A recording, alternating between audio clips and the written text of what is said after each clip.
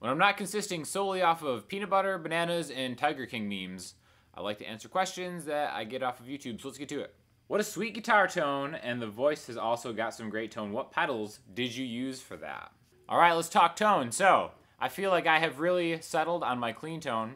This is in response to the Blackbird cover that I posted with Katie, but a lot of people have also been asking for some of the originals that I've been doing. And basically all it is, Ernie Ball, Music Man, St. Vincent, or the D'Angelico Deluxe SS into the Walrus Audio Slow Reverb pedal, which is amazing, into the Fender Deluxe Reverb. And again, now that I have the slow pedal, which again is my all-time favorite pedal, we're going to talk about it for just a second, I turn the reverb off on the Fender. So really, the cool thing about that slow pedal, which if you haven't seen it, check it out. I think it was like the best selling pedal of last year for great reason.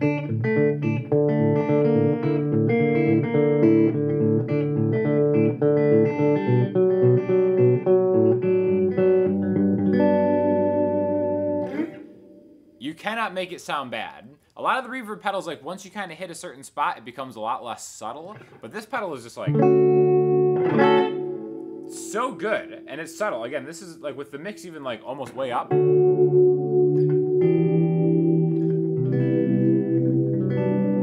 It still just kind of like blooms in a really cool way, and there's different like types of it. There's like a dark reverb that has like an octave setting.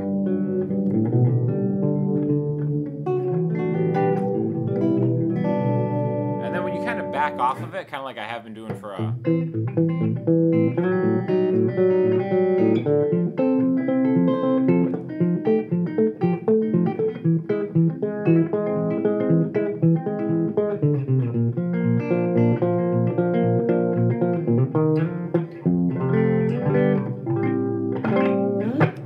Absolutely love it. So the clean tone has been established with the slow. Again, there's, you know, different moderate levels of it. My favorite one is the Dream Mode, with maybe the level kind of at noon.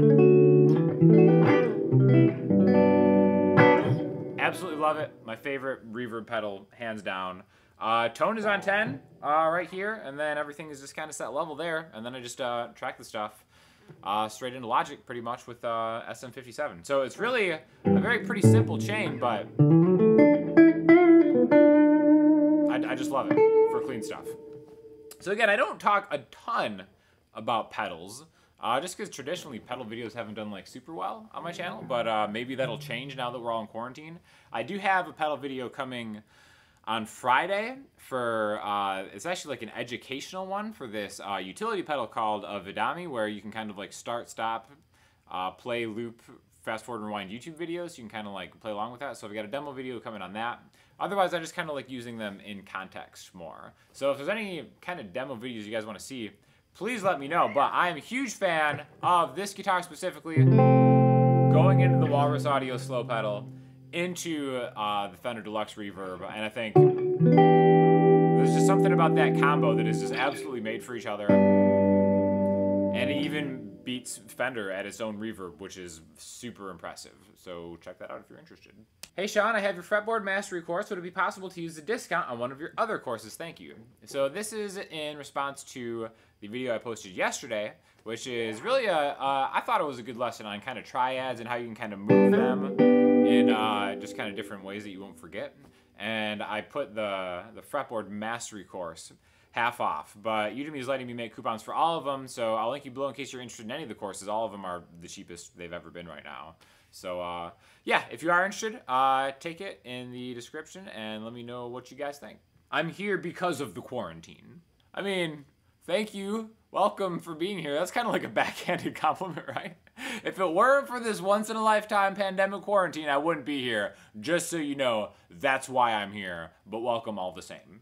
Hey Sean, really cool. That new music you said was coming up that has your solo in it. Is it out yet? If so, where can we find it? Would love to hear it. Many thanks. Really good content here. Yeah, so I have been using my spare time to just make a solo album, and I'm kind of getting the tracks out 1 week at a time. So thank you for all the positive feedback, any feedback that you guys have had on any of the new stuff. The one specifically that he's mentioning, where I kind of talked about the phrasing solo a few QAs ago. Maybe that'll come out like next week, but I'm really planning on just trying to do one at a time per week, and then I'll put them all up on Spotify at the end. So stay tuned for that. Why am I watching this and prepared to close the tab as soon as my wife comes into the room? So this is in response to last week's video where I ranked the sexiest men of the YouTube guitar community.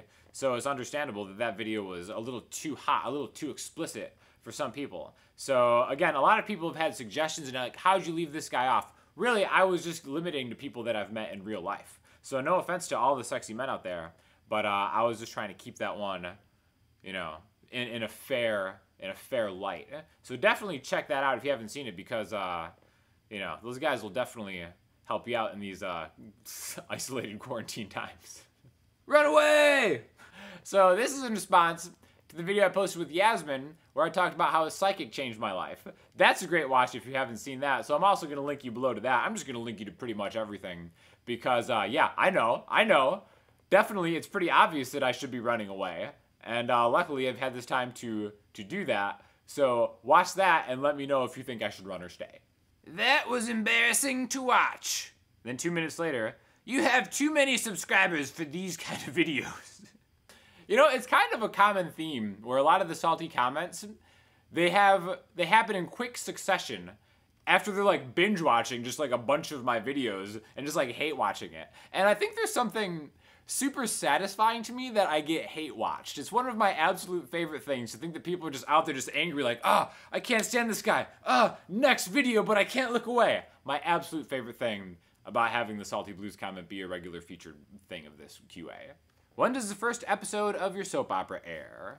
Well, as I descend further and further into madness, I think I'll probably just make a one-man soap opera at this point. As some of you may have seen, before this all went down, I was really going hard trying to be a soap opera star, and I had a few things lined up potentially out west, which are now canceled, but I'm not giving up the dream. So when this is all over, I will be a soap opera star, but maybe to pad my resume, we're probably only a few days away from me putting on a one-man soap opera, so if anyone has any suggestions, let me know. Hey people, can somebody please help me? I'm working on a chord progression. G minor to C minor, E flat minor, D minor to G minor, and I need to go to A major to D major 7, but I can't find the right chords to put in between. What do I do? Please send help. All right, cool, so let's check this out. We have G minor to C minor to E flat minor to D minor to G minor. We gotta get to A to D major 7, right? So yeah, that sounds really jarring, specifically going from like a G minor straight to an A major 7. Okay, so here's a couple tips that you could probably do. First of all, you can always just force stuff in by walking to it chromatically, right? So if we have G minor, we got to get to A major 7, jam that, right? So just take G minor to G sharp minor 7 to A major 7. Now if we're thinking about this as going into the key of A major, you could actually maybe take that G sharp and make it a minor 7 flat 5, because that would be the chord that leads right up into, that would be the 7 chord in the key of A major. So that would sound like, and that's one way to do it. I think the more traditional way to do it, and the traditional way to change keys or find a target chord that you're trying to get to, is be compelled by the power of the 5. All right, so if you ever need to get somewhere, wherever you are, our target chord is to get to A major, specifically A major 7, so we're thinking in the key of A.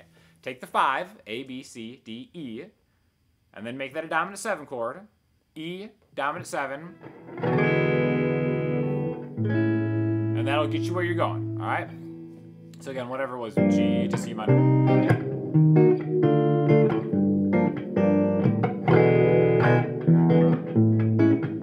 And that's, you know, still kind of jarring, still maybe not quite there, but that's like one more kind of step in the bridge that we're building to get there, okay?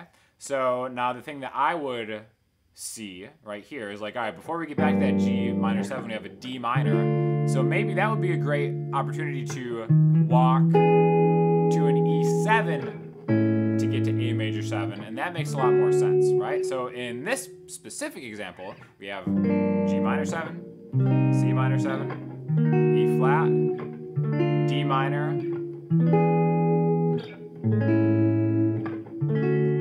and And that's a much more natural progression for me. So I guess you could think of that as chord substitution. Instead of maybe going back to that G minor 7 like you said you had set up, maybe that is where we could substitute that for an E7, and then that'll take you to your new home base, right?